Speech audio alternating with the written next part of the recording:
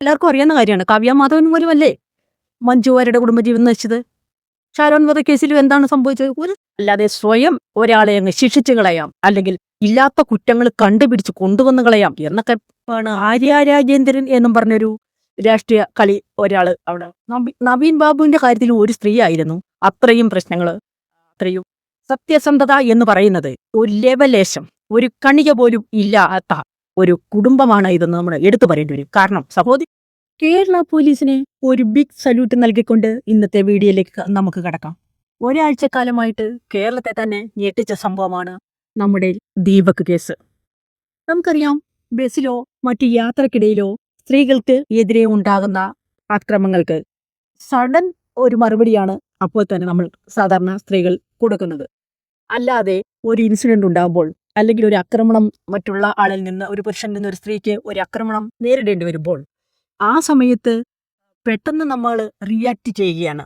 അവരോട് ഷൗട്ട് ചെയ്ത് സംസാരിക്കും. നമ്മുടെ മുഖഭാവം തന്നെ പെട്ടെന്ന് മാറും അല്ലെ. നല്ല ദേഷ്യത്തിലായി കട്ടക്കലിപ്പിലായിരിക്കും നമ്മൾ. അപ്പോ പെട്ടെന്ന് മൊബൈൽ എടുക്കാനും ഇത് സെൽഫി എടുക്കാനും ഒക്കെയുള്ള ഒരു മാനസികാവസ്ഥയിലാണോ സത്യത്തിൽ? അല്ല, ഒരിക്കലുമല്ല.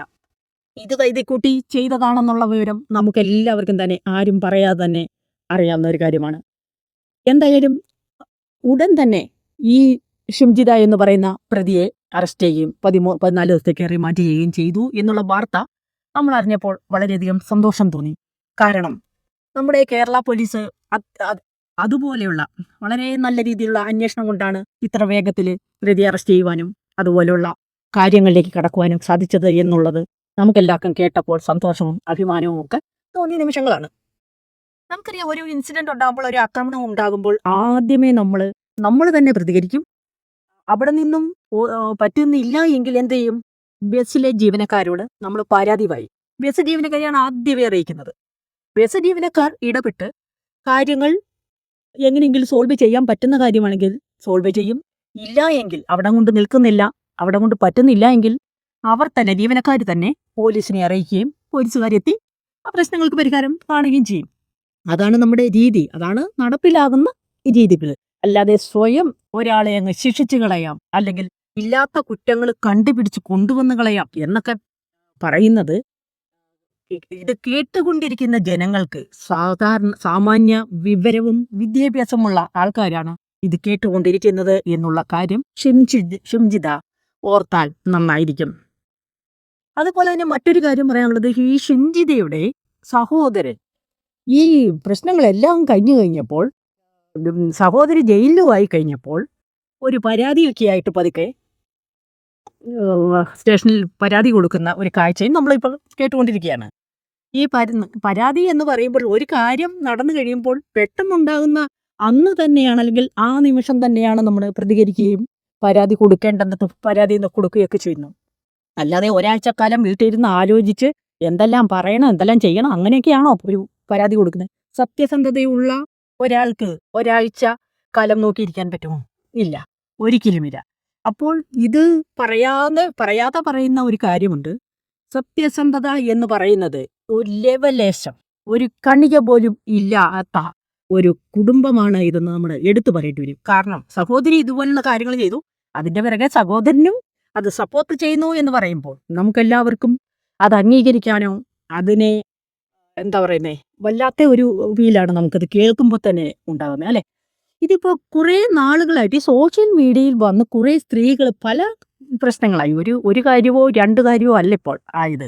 നമുക്കറിയാം, കുറേ നാളുകൾക്ക് മുമ്പാണ് ആര്യ രാജേന്ദ്രൻ എന്നും പറഞ്ഞൊരു രാഷ്ട്രീയ കളി ഒരാൾ അവിടെ വന്ന് എന്തോ ഒരു സ്ഥാനം അവർക്ക് ഉണ്ടായിരുന്നു അല്ലെ. അതിൻ്റെതായ ഒരു തലക്കനത്തോടുകൂടി ഒരു പാവം പിടിച്ച യദു എന്ന് പറയുന്ന ചെറുപ്പക്കാരനെ വാഹനം സ്പീഡ് ഫ്രണ്ടിൽ പോയ വാഹനം, യദുവിന്റെ വാഹനം നിർത്തി അവർക്ക് സൈഡ് കൊടുത്തില്ല എന്നൊരൊറ്റ കാരണം പറഞ്ഞുകൊണ്ട് വലിയ സീനായിരുന്നു അന്ന്.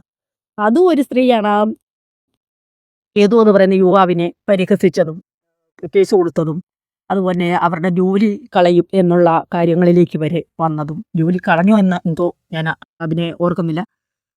അതുവരെ ഇതേ കാര്യങ്ങൾ നമ്മൾ കണ്ടു കഴിഞ്ഞതാണ്. എന്തോ ഭാഗ്യത്തിന് ആ യദുവിന്റെ മാതാപിതാക്കളുടെ ഭാഗ്യത്തിന് എന്തോ അവിടെ മറ്റൊന്നും സംഭവിച്ചില്ല, ഭാഗ്യത്തിന്. അതുപോലെ തന്നെ മറ്റൊരു കാര്യം പറയാനുള്ളത് എന്താണ്, നവീൻ ബാബുവിന്റെ കാര്യത്തിൽ ഒരു സ്ത്രീ ആയിരുന്നു അത്രയും പ്രശ്നങ്ങൾ, അത്രയും എന്താ പറയുന്നത്, ഒരു വാക്കുകളിലൂടെ അല്ലേ വേദനിപ്പിക്കുക, ഓരോ വാക്കുകളിലൂടെ മറ്റുള്ളവരുടെ മുന്നിലേക്ക് ഓരോ പ്രശ്നങ്ങൾ എടുത്തിടുക, അതുവഴി മാനസികമായ ഒരു ബുദ്ധിമുട്ടുണ്ടാക്കുക, അത് പിന്നെ ആത്മഹത്യയിലേക്ക് നയിക്കുക. ഇങ്ങനെയുള്ള കാര്യങ്ങൾ കുറെ നാളുകളായിട്ട് ഇങ്ങനെ നമ്മൾ കേട്ടുകൊണ്ടിരിക്കുക. അപ്പൊ പിന്നെ ഏതാ നമ്മുടെ ഷാരോൺ വധക്കേസിലും എന്താണ് സംഭവിച്ചത്? ഒരു സ്ത്രീ ആയിരുന്നു ഇതിന്റെ പിന്നിലല്ലേ. ഒരു സ്ത്രീ മൂലമാണ് ഇതെല്ലാം അനുഭവിക്കേണ്ടി വന്നത്. ഒരു പുരുഷന്മാർക്ക് അനുഭവിക്കേണ്ടി വരുന്ന കാര്യങ്ങളാണ് ഇപ്പോൾ ഈ പറഞ്ഞുകൊണ്ടിരിക്കുന്നത്. ഇപ്പോൾ ഈയിടെയായിട്ട് കേൾക്കുന്നതാണ്, ഇപ്പൊ ഈ ആഴ്ചയാണ് ഈ പ്രശ്നം, ഷിംജിത എന്ന് പറയുന്ന ആ കൊലയാളി.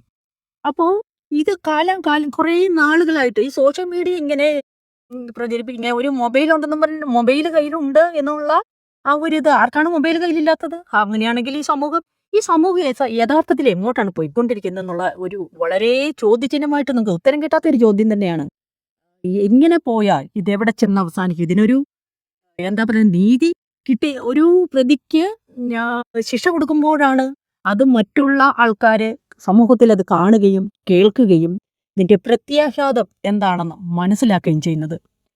ഇതുപോലുള്ള കാര്യങ്ങള് സ്ത്രീകൾക്ക് എന്താ പറയുക, നിയമം അനുകൂലമായിട്ട് വരുമ്പോൾ സ്ത്രീകൾ അത് മുതലെടുക്കുന്ന ഒരു പ്രവണതയാണ് ഇപ്പൊ കണ്ടുകൊണ്ടിരിക്കുന്നത്. അത്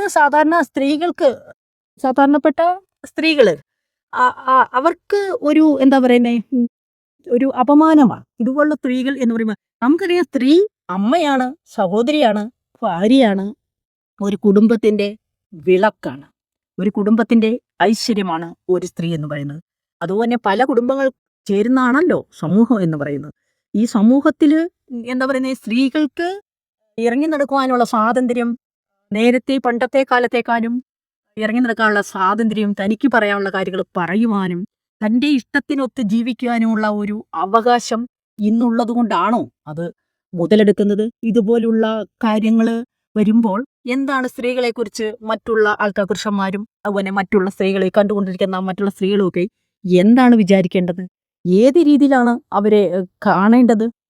അപ്പോൾ നമുക്ക് ഒരു സത്യമില്ലാത്ത കാര്യങ്ങൾ, അത് എന്തിനു വേണ്ടിയായിക്കോട്ടെ, ആരുടെ പ്രലോഭനങ്ങൾക്ക് വേണ്ടിയാണെങ്കിലും, അല്ലെങ്കിൽ സ്വന്തമായിട്ടൊരു കാര്യം നേട്ടം ഉണ്ടായിട്ടായിരിക്കും, അല്ലെങ്കിൽ വൈറലാകാൻ വേണ്ടിയായിരിക്കും, അല്ലെങ്കിൽ സാമ്പത്തിക നേട്ടമായിരിക്കും, അതിന് എന്ത് പ്രശ്നമായിക്കോട്ടെ, എന്താണെങ്കിലും സത്യമില്ലാത്ത കാര്യങ്ങൾ അത് പറയുക, പ്രവർത്തിക്കുക, ഇതൊക്കെ നമുക്ക് ചിന്തിക്കാൻ പോലും പറ്റാത്ത വിധത്തിലുള്ള ഒരു കുറെ കാര്യങ്ങളാണ്. അത് ഈയിടെയായിട്ടാണ്, ഈ കുറച്ച് കാലങ്ങളെ ആയാലുണ്ട് ഇത്രയധികം എന്താണ് നമുക്ക് നമ്മുടെ പരിധിയിൽ നിൽക്കാത്ത, ഒരിക്കലും കേട്ടുകേൾവി പോലും ഇല്ലാത്ത കാര്യങ്ങൾ. നമുക്കറിയാം ദിലീപിന്റെ പ്രശ്നം അല്ലേ, കാവ്യ മാധവൻ മൂലമാണ്. അത് നമുക്ക് എല്ലാവർക്കും അറിയാവുന്ന കാര്യമാണ്. കാവ്യ മാധവൻ മൂലമല്ലേ മഞ്ജു വാര്യരുടെ കുടുംബജീവിതം നയിച്ചത്. അവരുടെ കുടുംബജീവിതത്തിന്റെ സ്നേഹത്തിന്റെ ഒരു വിള്ളലുണ്ടാകുന്ന എന്താണ്? കാവ്യ മാധവന്റെ രംഗപ്രവേശത്തോടു കൂടിയാണ്. അത് ഒരു സ്ത്രീയാണ് അല്ലേ.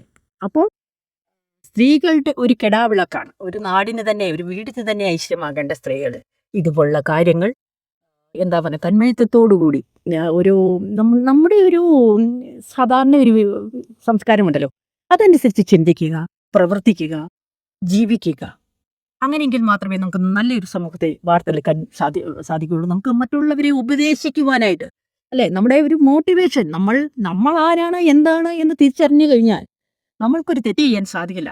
കാരണം സമൂഹം എന്ന് പറയുമ്പോൾ ആ സമൂഹത്തിലുള്ള ഓരോ വ്യക്തികളും നല്ല രീതിയിൽ ചിന്തിക്കുവാനും നല്ല ഒരു നാടിന് വേണ്ടിയിട്ടാണ് നമ്മൾ പ്രയത്നിക്കുന്നതും. അതുപോലെ നമ്മുടെ കുട്ടികൾ അത് കണ്ടുകൊള്ളേണ്ട, നമ്മളെ മാതൃകയാക്കിയാണ് നമ്മുടെ ഓരോ കുട്ടികളും വരും തലമുറയാണെങ്കിലും വാർത്തെടുക്കേണ്ടത്. എന്തായാലും കേരള പോലീസിനും അതുപോലെ തന്നെ അന്വേഷണ ഉദ്യോഗസ്ഥന്മാർക്ക് ഇപ്പോൾ ഈ പ്രതിക്ക് കൊടുത്ത ശിക്ഷ, അതുപോലെ തന്നെ ഇനിയും ഉള്ള ഈ കേസിന്റെ നടപടികളൊക്കെ ഇനി കിടക്കുന്നതേ ഉള്ളൂ, ഒന്നും ആയിട്ടില്ല. അപ്പോൾ ഇനിയും തുടർന്നുള്ള ഈ കേസിന്റെ കാര്യങ്ങളും പ്രലോഭനങ്ങളിൽ പെടാതെ, സമ്മർദ്ദങ്ങളിൽ പെടാതെ, സത്യസന്ധമായിട്ട് തന്നെ എന്താ പറയുന്നത്, സ്വാധീനത്തിൽ പെടാതെ, ആരുടെയും വാക്കിൽ കൊടുങ്ങാതെ വളരെ നല്ല രീതിയിൽ തന്നെ അന്വേഷണ ഉദ്യോഗസ്ഥന്മാർക്ക് ഇതിന്റെ കേസുമായി മുമ്പോട്ട് പോകുവാനും നമ്മുടെ ദീപകിന്റെ കുടുംബത്തിന് ഒരു ആശ്രയമാകുവാനും അവർക്ക് നീതി ലഭിക്കുവാനും കഴിയട്ടെ എന്ന് ആശംസിച്ചുകൊണ്ട് നിർത്തുന്നു. Thank you.